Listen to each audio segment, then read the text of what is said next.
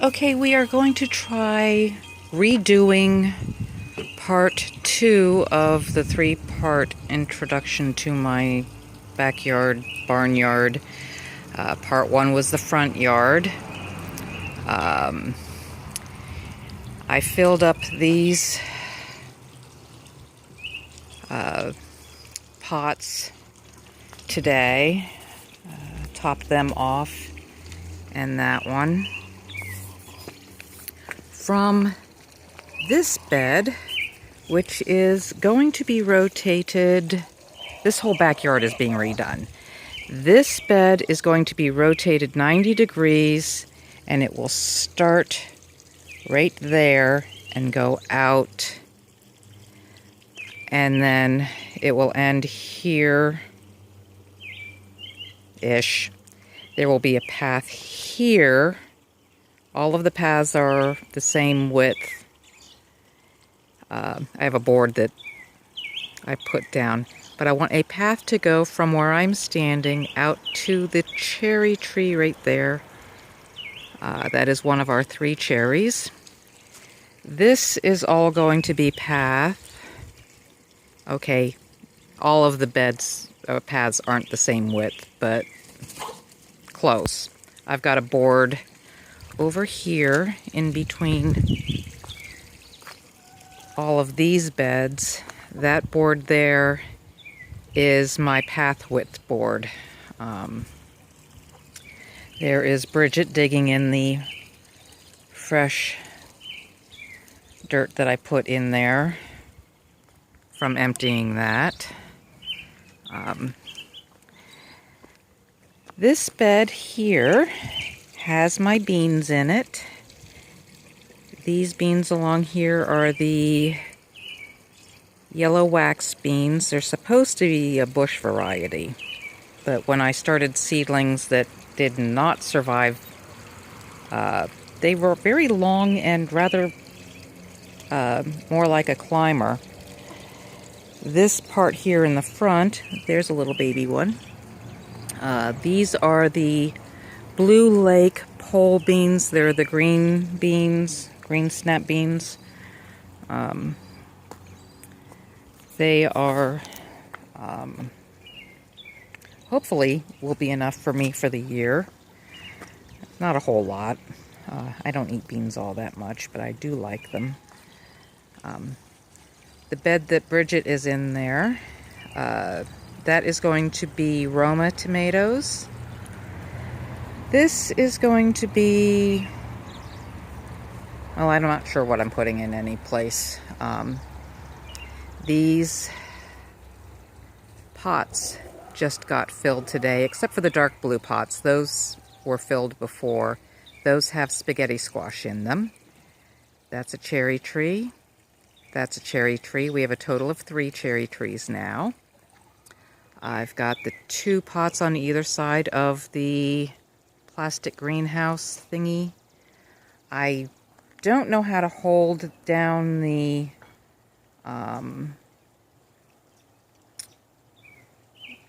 bottom of it so that it does not act like a sail. I don't know whether I should tuck it underneath or if I should leave it out and put rocks on it, which does not seem to be working terribly well, or if I should take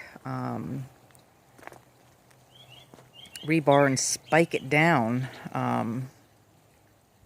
It just doesn't want to stay put. But in here we have top shelf going clockwise rather. We've got broccoli, which was very old seed, so I'm surprised any of it germinated, let alone survived as long as it has. Mixed beets. They sprouted, and I put them in the dirt, and they must like it in the dirt because they haven't come out to see the sunlight, except for that one. Cauliflower, which is very leggy and needs to be transplanted. The last of the onions that died, the first batch. I have more down below in this that I just started. I don't think there's any in there yet. Oh, nope, I was wrong.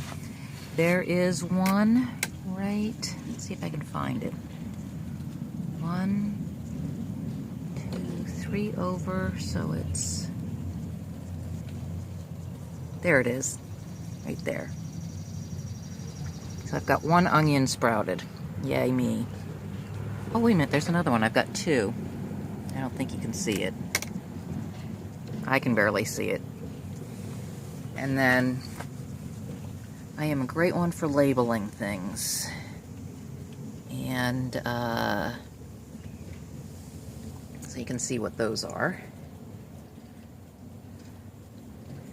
This is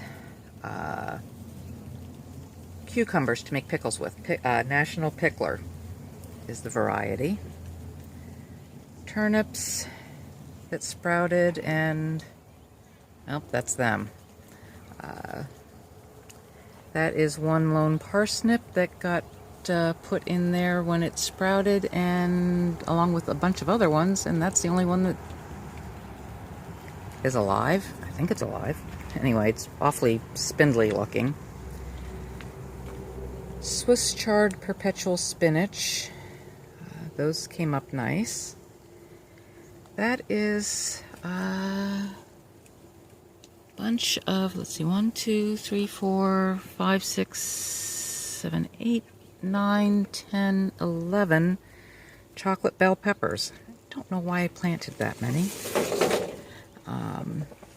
That is the butternut squash.